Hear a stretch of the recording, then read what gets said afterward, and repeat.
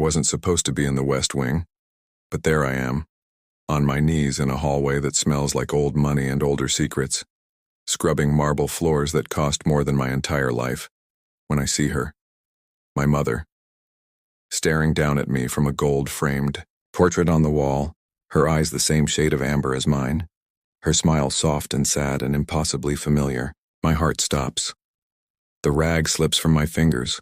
Water spreads across the pristine floor like spilled truth, and I can't breathe, can't think, can't do anything but stare at the woman who's been dead for 10 years, hanging like royalty in a mansion where I'm barely human. Ifeoma! Mrs. Adeyemi's voice cracks through the silence like a whip. I flinch, scrambling to my feet as the head housekeeper storms toward me, her face twisted with that particular disgust she reserves just for me. What are you doing in this wing? You were told to stay in the guest quarters. I'm sorry, Ma. My voice comes out small, apologetic, practiced. I was just cleaning and I saw. You saw nothing. She grabs my arm, fingers digging into my skin hard enough to bruise. This area is off limits. Do you understand? Off limits. But I can't stop staring at the portrait, at my mother's face, at the nameplate beneath it that reads Amara Nwosu, beloved daughter, Nwosu.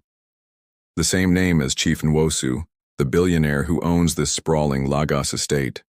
The man I've never met but whose guests treat me like dirt beneath their designer shoes. The man whose son Chukwudi watched me get slapped by a socialite last week and did nothing but smirk into his champagne. Who is she? I whisper. Mrs. Adeyemi's grip tightens. Someone you have no business asking about. She drags me away, but I twist back for one last look. My mother's painted eyes follow me down the hall and I swear I see something in them. Recognition, warning, love. That night I can't sleep. I lie on the thin mattress in the servants' quarters, listening to the other maids snore, and I think about my mother's stories. She used to tell me about a big house, a powerful family, a love that destroyed everything. I was too young to understand, too young to ask the right questions before she died, leaving me with nothing but a faded photograph and a first name I could barely remember, Amara. I pull out my phone, the screen cracked but functional, and type her name into the search bar. Nothing comes up. I try again with Nwosu family, and my breath catches. Articles, photos, a Wikipedia page about Chief Nwosu's empire. And buried, in the family section, one line that makes my world tilt sideways. Chief Nwosu had one daughter, Amara, who died under mysterious circumstances in 2005. My mother died in 2015. Someone is lying. I need to know who. I need to know why. But most of all, I need to know if the impossible thing whispering in my chest could possibly be true.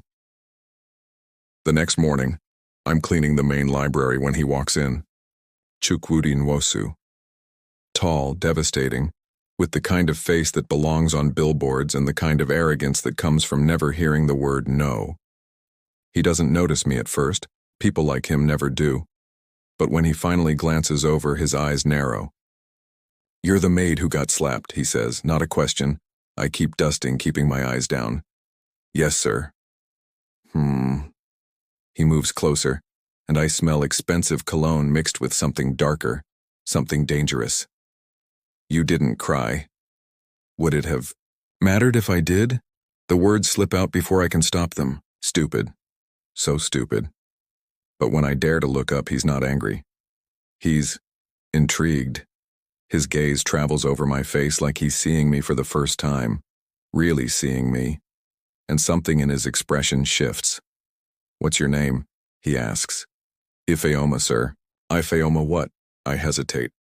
My mother's surname died with her. I only have her first name, her stories, and now maybe a clue.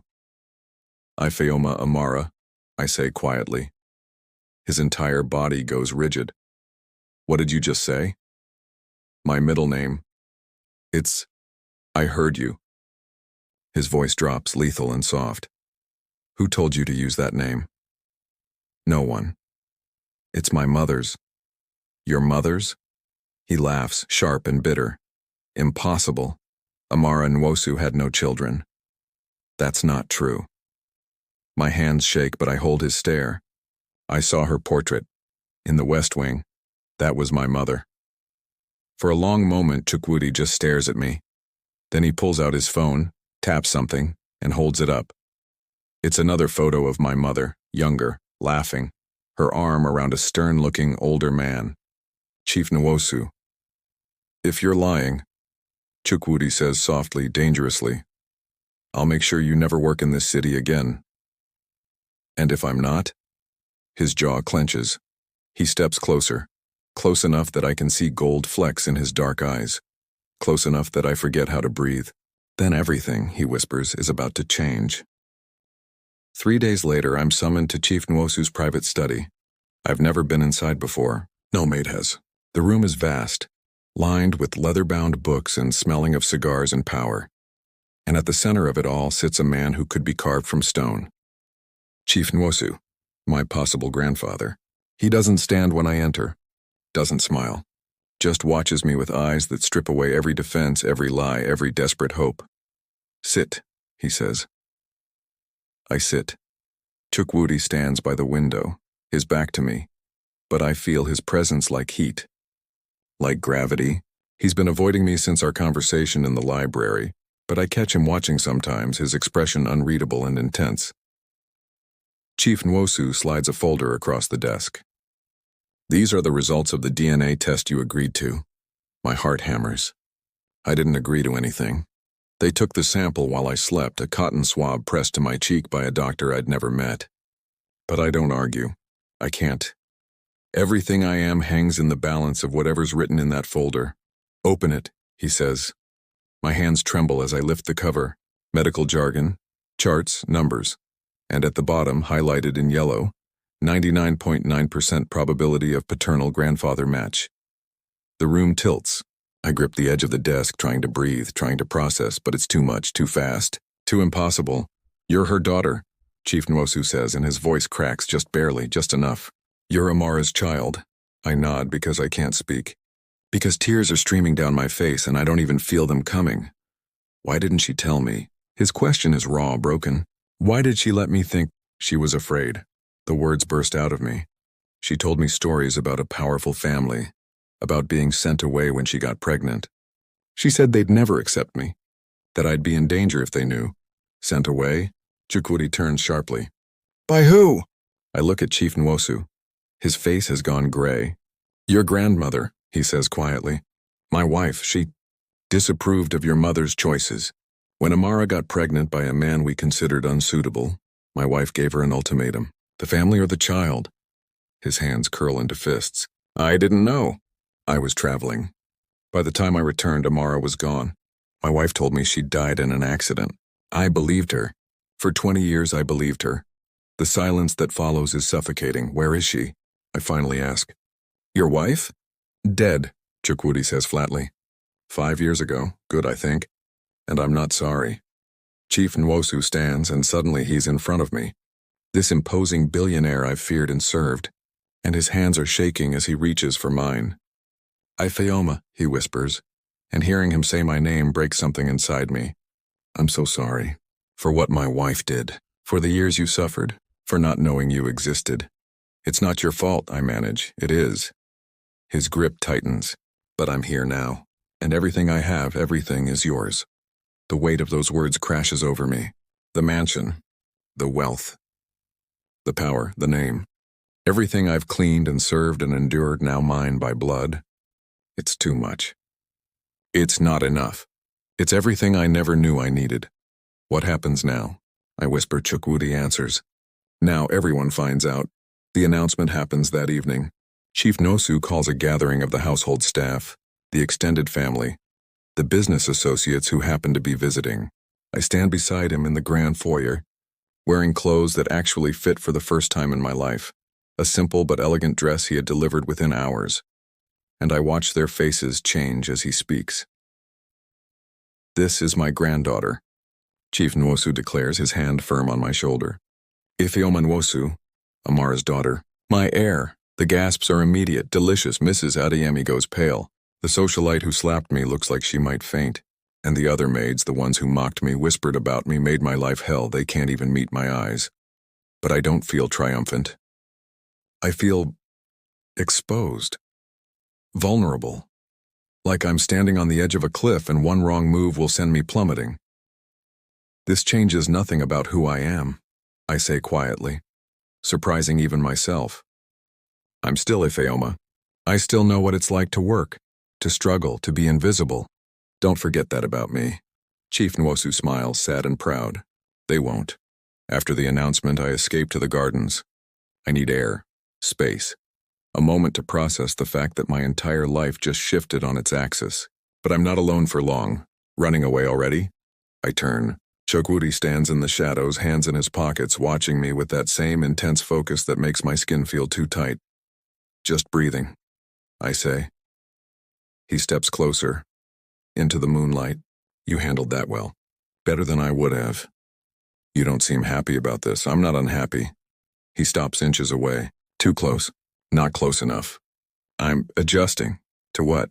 To the fact that the girl I've been fantasizing about for the past 3 days is now technically my cousin. My breath catches. We're not blood related. I know. His gaze drops to my mouth. Doesn't make it less complicated. Since when do you care about complications? His smile is sharp, dangerous. Since I started caring about you. The confession hangs between us, electric and terrifying. I should step back. I should remember who we are, what this means, how impossible this is. But instead I move closer, drawn by something I don't understand and can't resist. You don't know me, I whisper. Then let me. His fingers brush my jaw, feather light and devastating. Let me know you, Ifeoma. The real you, not the maid, not the heiress, just you. I close my eyes, leaning into his touch. What if you don't like what you find? Impossible. When I open my eyes, he's even closer, his breath warm against my lips. And I know that if I don't move now, everything will change again, differently. Irrevocably. Chukwudi, I breathe. Yes? This is a terrible idea, he grins. The best ones usually are. And then the garden lights flick on, flooding us with brightness, and we spring apart like guilty teenagers as Chief Nwosu's voice calls out, Ifeoma? Are you out there? Chukwudi steps back into shadow. To be continued, he murmurs. I watch him disappear, my heart racing, my skin still tingling where he touched me, and I realize that discovering I'm an heiress might be the second most dangerous thing to happen to me. Falling for Chukwudi Nwosu might be the first.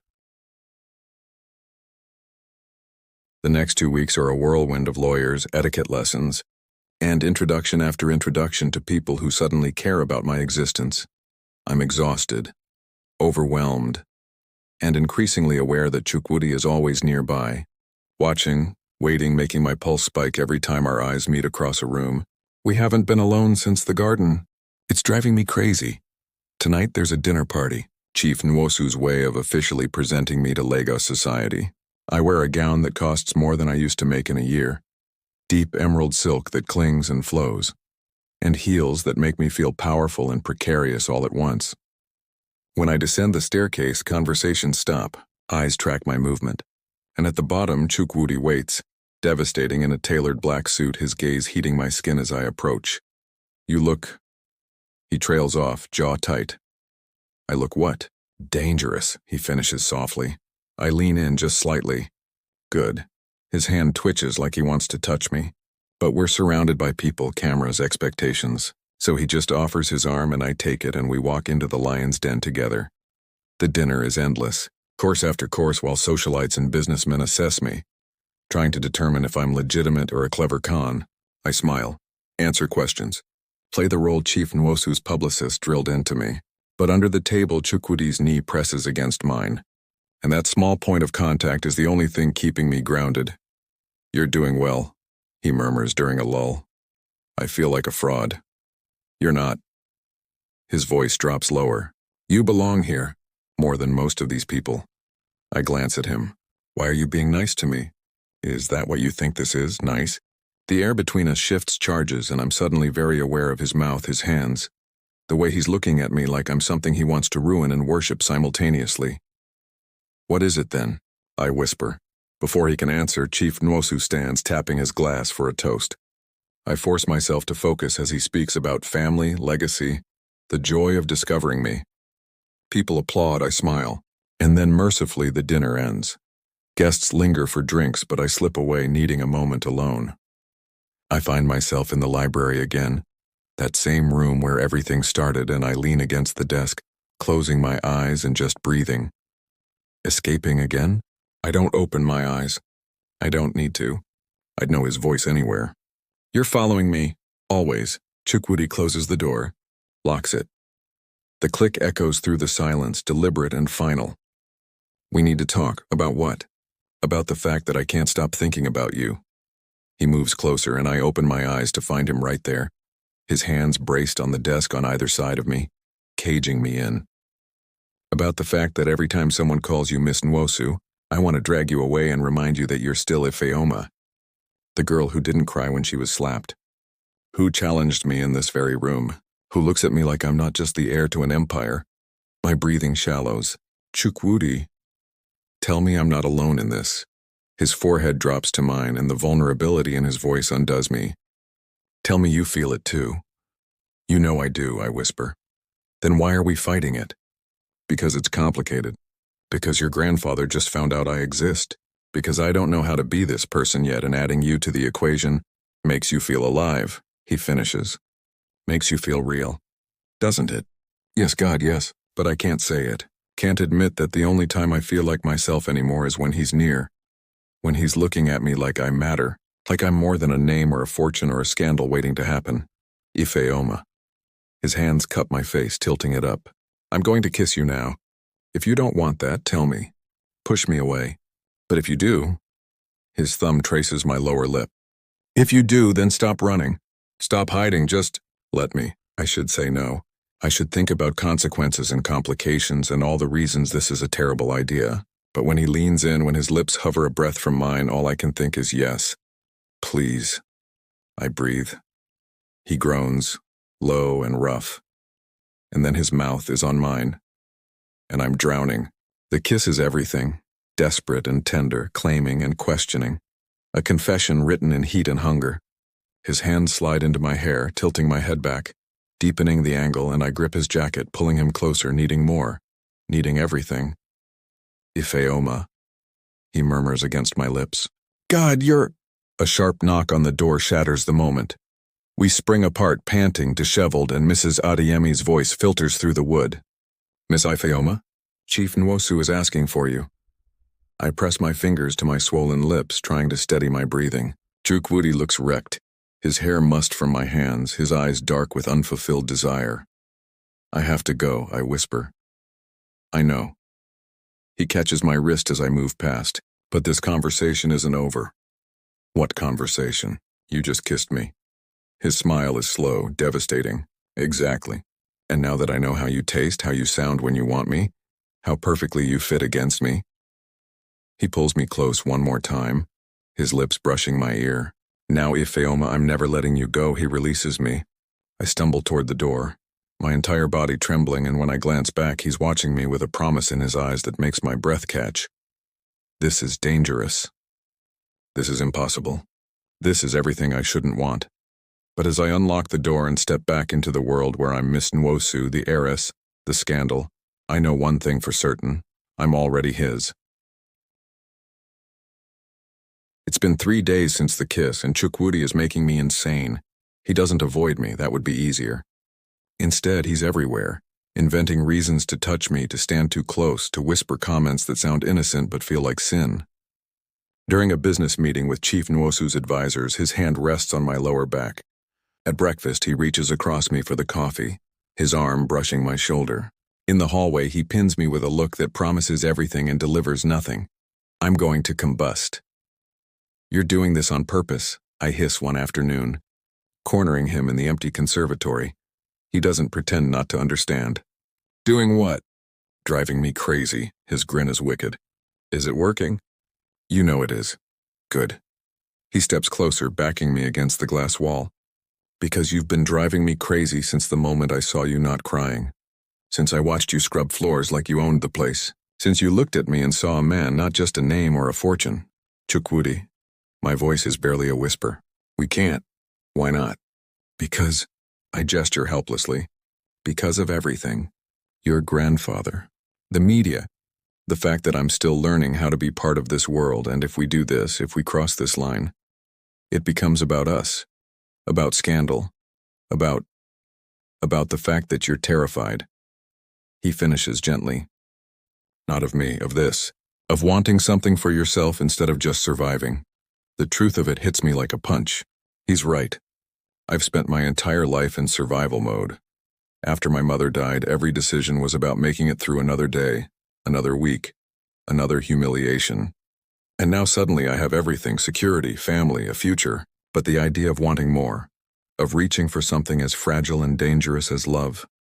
I don't know how to do this, I admit. Neither do I. He takes my hand, threading our fingers together. But I want to try with you. Only you. Before I can respond, my phone buzzes. A message from Chief Nwosu. Come to my office now. We have a problem. The tone makes my stomach drop. Chukwudi sees my face change and straightens. What is it? I don't know. But when we reach Chief Nwosu's office, I find out. The room is full of lawyers, publicists, and Chief Nwosu himself, his expression thunderous. On his desk sits a tabloid, the headline screaming, "Billionaire's lost heiress, gold digger or legitimate heir." Below it, photos, me cleaning floors, me in my maid's uniform, and worst of all, a photo of Chukwudi and me in the library, moments before the kiss, positioned to look far more scandalous than it was. Someone leaked this, Chief Nwosu says quietly. Someone in this house. My blood runs cold. Who? We're investigating. But in the meantime, we need to control the narrative. He looks at me and there's something in his eyes I can't read. Ifeoma, I need you to do a press conference. Tell your story. Claim your place in this family publicly. But do it with Chukwudi, one of the publicists interrupts. Present a united family front. Show that you belong, that you're not alone, that the Nwosu family stands together. Stand together. With Chukwudi. In front of cameras and reporters and the entire country watching our every move, analyzing every glance, every word, every breath. I can't, I whisper. You can, Chukwudi says firmly. And you will. Because you're Nwosu and we don't run from fights. I look at him, at the certainty in his face, and something inside me shifts. He's right. I've spent my whole life being invisible, being less than, being afraid. But I'm not that girl anymore. I'm Amara's daughter, Chief Nwosu's granddaughter, a woman who survived hell and came out stronger, and maybe, just maybe, I'm also a woman who deserves to be loved. Okay, I say. I'll do it. The press conference is scheduled for the next evening. I spend the day preparing, rehearsing answers with the publicist, trying to ignore the growing knot in my stomach. By the time I'm dressed, another stunning gown, armor disguised as fashion, I'm shaking. Chukwudi finds me backstage, minutes before we're set to go live. He takes one look at my face and dismisses the hovering staff with a gesture. Breathe, he says. I'm trying. He pulls me into a quiet corner, his hands on my shoulders. Listen to me. You don't owe them anything. Not explanations. Not apologies. Not proof. You are exactly who you're supposed to be. What if they don't believe that? Then they're fools. His hands slide up to cup my face. But I believe it. My grandfather believes it. And deep down underneath all that fear, you believe it too. Tears sting my eyes. How do you know? Because I see you, Ifeoma. All of you. The strength, the vulnerability, the fire you try to hide. And I'm telling you, no, I'm begging you, don't hide anymore. Not from them. Not from me. Not from yourself. Chukwudi, I'm in love with you, he says, and the world stops. I don't know when it happened. Maybe that first day in the library, maybe the moment you challenged me, maybe every moment since. But I'm in love with you. And I need you to know that before you walk out there, before you face them. You're not alone. You'll never be alone again. I can't breathe, can't think, can only feel the weight and wonder of his words settling into my bones like truth. Say something, he whispers. I love you too, I breathe. I think I have since you asked my name. His smile is everything, relief and joy and heat. He kisses me hard and deep, pouring everything unsaid into the press of lips and the slide of tongues, and when we break apart, we're both breathing hard. Miss Nwosu, a production assistant, pokes their head around the corner. 2 minutes, 2 minutes. 2 minutes until I step into the spotlight and claim my story. My name, my place. Chukwudi takes my hand. Ready? I look at him, this man who sees me, knows me, loves me, and I nod. Let's show them who I am. The lights are blinding as I step onto the stage, but I don't falter. Chief Nwosu sits at the center of a long table, flanked by lawyers and advisors. Chukwudi and I take our seats beside him, and the cameras flash like lightning. Reporters shout questions, their voices overlapping in a cacophony of curiosity and skepticism. Chief Nwosu raises a hand and silence falls. "Thank you for coming," he begins, his voice strong and sure. "I've called this conference to address the speculation surrounding my granddaughter, Ifeoma Nwosu. Yes, she worked as a maid in my household. Yes, I was unaware of her existence until recently. But let me be absolutely clear. Ifeoma is my blood, my family, and my heir. Anyone who questions that will answer to me." The declaration is met with more flashes, more shouting, but then Chief Nwosu gestures to me and suddenly every eye is on my face. "Ifeoma," a reporter calls. "How do you respond to allegations that you're a con artist who manipulated Chief Nwosu into believing you're his granddaughter?" I take a breath, remembering Chukwudi's words. "Don't hide." I respond by saying that I didn't ask to be found, I say clearly. I didn't go looking for Chief Nwosu or his fortune. I was working, surviving, living the only life I knew, the life my mother gave me before she died. When I saw her portrait in this mansion, I asked questions because I wanted to know the truth, not for money, not for status, for me, because everyone deserves to know where they come from. "And the DNA test?" another reporter presses. "Conclusive," Chief Nwosu interjects. "Verified by 3 independent laboratories." Next question. "What about your relationship with Chukwudi Nwosu?" a woman asks, her tone salacious. "Are the rumors true? Are you two involved?" Silence. I feel Chukwudi tense beside me, feel the weight of 100 cameras waiting for my answer. This is the moment. The moment I can either play it safe, deny everything, keep my love hidden in shadows, or I can step fully into the light. I turn to Chukwudi. His eyes meet mine, steady and sure, and I see the question there. The choice. The trust. I face the cameras again. "Yes," I say simply. "We're involved. I'm in love with him." And before anyone starts writing headlines about scandal or impropriety, let me be clear. Chukwudi and I are not blood related. We met as strangers. We fell in love as equals, and I refuse to apologize for that. The room erupts. Cameras flash. Reporters scream questions. But I don't hear any of it, because Chukwudi's hand finds mine under the table, his grip firm and proud, and Chief Nwosu is smiling, actually smiling. And I realize that for the first time in my life, I'm not afraid. I'm free. The press conference ends an hour later, after 100 more questions and 1,000 more photos. Back at the mansion, I collapse onto a sofa in the private sitting room, exhausted and exhilarated. Chukwudi sits beside me, pulling me against his chest, and I let myself sink into his warmth. "You were incredible," he murmurs. I was terrified. "You didn't show it." I laugh, giddy with relief. "That's because you were holding my hand." "I'll always hold your hand." He tilts my chin up, his gaze serious. "I meant what I said earlier. I love you, Ifeoma, and I don't care what the tabloids write or what anyone thinks. You're mine and I'm yours, and that's all that matters. What about your grandfather?" As if summoned, Chief Nwosu appears in the doorway. He looks at us, me curled against Chukwudi, our fingers intertwined. And for a moment I brace for disapproval. Instead he smiles.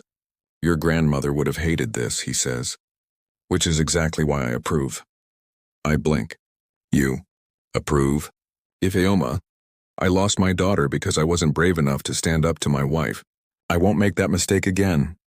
He crosses to us, his expression softening. "You and Chukwudi have my blessing. Build whatever life makes you happy." Relief crashes over me, so intense it brings tears. "Thank you," I whisper. He nods, then leaves, closing the door behind him. Chukwudi and I sit in silence for a moment, processing. Then he stands, pulling me to my feet, and leads me to the window.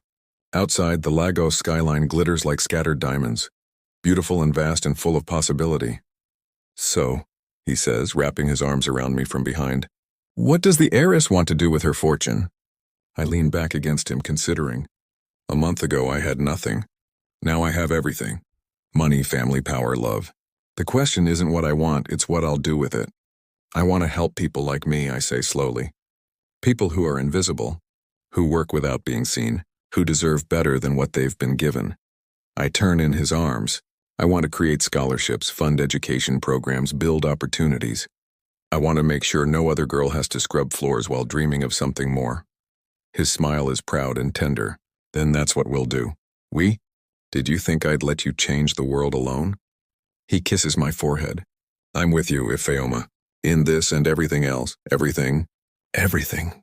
He kisses my temple. Starting with this. Another kiss to my cheek. And this. His lips find mine, soft and sure. And this. The kiss deepens, turning from tender to hungry, and I lose myself in it. In him, in us, in the impossible, beautiful reality of being loved and seen and chosen. When we finally break apart, breathless, he rests his forehead against mine. I have one more question, he murmurs. What? Will you marry me? My heart stops. What? Not now, he clarifies quickly. Not until you're ready. But someday, when the dust settles, when you've figured out who you are in this new life, when you're sure. His hands frame my face. Will you marry me, Ifeoma? Will you let me spend the rest of my life loving you? I should say it's too soon. That we barely know each other. That everything is happening too fast. But when I look at him, at this man who saw me when I was invisible, who loves me for who I am, not what I've become, I know the answer. Yes, I breathe. Yes, I'll marry you. His kiss is answer enough. 6 months later, I stand in the West Wing in front of my mother's portrait, wearing a simple white dress and holding a bouquet of orchids. Today is my wedding day. She would be proud of you, Chief Nwosu says beside me. Your mother, Amara. She would see what you've become and know it was all worth it. I wipe away a tear. I wish she could be here. She is. He touches the portrait gently. She's in your strength, your compassion, your refusal to let anyone make you small. He offers his arm. Ready? I take it, smiling through tears. Ready. We walk through the mansion, my home now truly, toward the gardens where Chukwudi waits. Guests fill the space, people from my old life and my new one, all gathered to witness this impossible, beautiful moment. And when I reach Chukwudi, when he takes my hands and looks at me like I'm his entire world, I realize something. I'm not the maid who became an heiress. I'm Ifeoma Nwosu, daughter, granddaughter, beloved, and I've always been exactly enough.